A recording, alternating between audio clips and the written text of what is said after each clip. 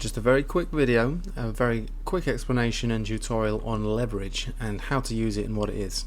So this is my account, and for this tutorial I'm just going to use my XRP account. As you can see, my available balance in XRP is about 10,000 XRP. So at today's current value, it's about just short of $2,500. So not too bad. All right. So when you have an amount of that size, and it depends how much you want to make or how much you're willing to risk, is probably the better question you want to ask yourself. Depends on how much leverage you want to use.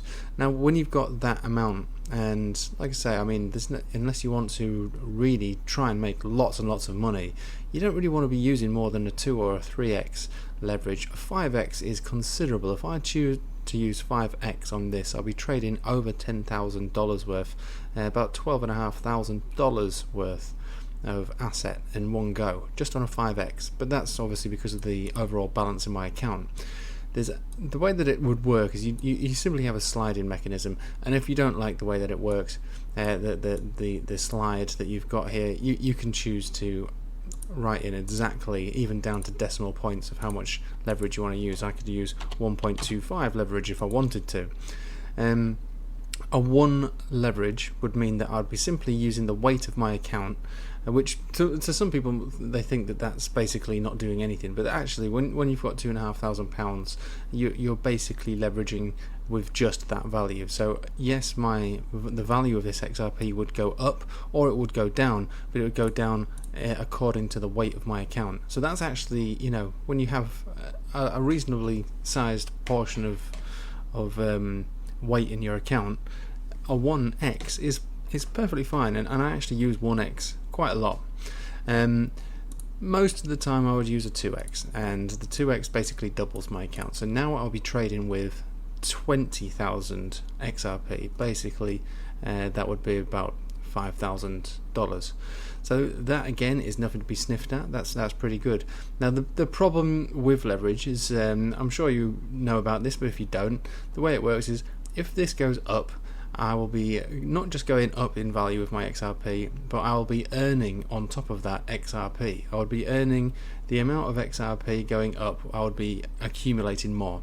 If it were to go down, I would be losing XRP. So not only would my value of XRP go down as a result of the price going down, devaluing the dollar amount or the pound amount, I would actually be losing XRP that I own as well.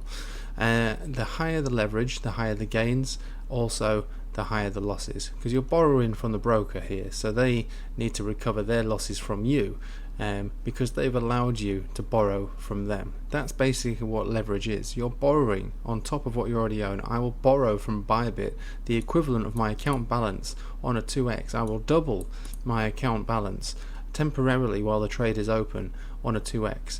That means that if it goes down, I will not just lose value, I will lose my XRP, and then I would lose it twofold, because I'll be having to pay the broker, having to pay Bybit the losses, because they take their losses from me.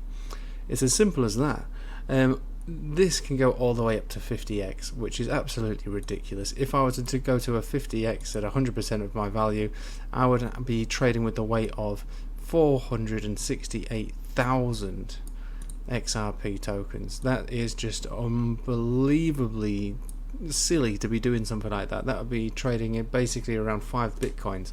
If that were to go down, it would tell me how much I would lose, how much it would basically only need to move a little fraction. Now basically, one thing to be aware of is, if I was to say I think it's going to go up, I will press buy long. It's not automatically going to go up straight away. I mean, my order won't be placed straight away. It brings me through to this menu. It tells me how far it can go down before every single one of my XRPs has gone to a zero balance. It will tell me here the estimated liquidity price. Liquidity meaning all my assets have been drained. It would mean that the XRP would have to sink to this level here if it were to go down at a 1x. So that's considerable. You can see basically that's half the price of where it is right now. It'd have to devalue by 50% for me to lose everything.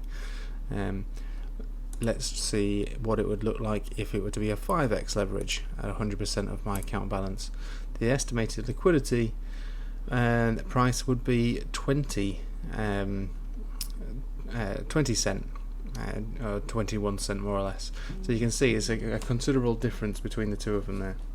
Anyway, you can see that there is a big difference when you're using these leverages, and I will make another video if you like on taking profit and stop losses, but that is the leverage system, and that's how it works.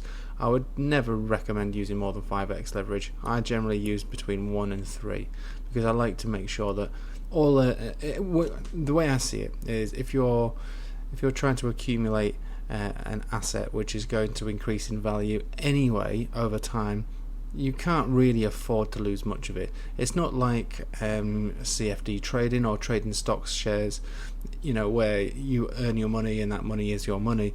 In this instance, your money will also increase in value. At this value for an XRP, I would probably say it's going to increase in value quite dramatically over the next few years, so I can't really afford to lose any of it.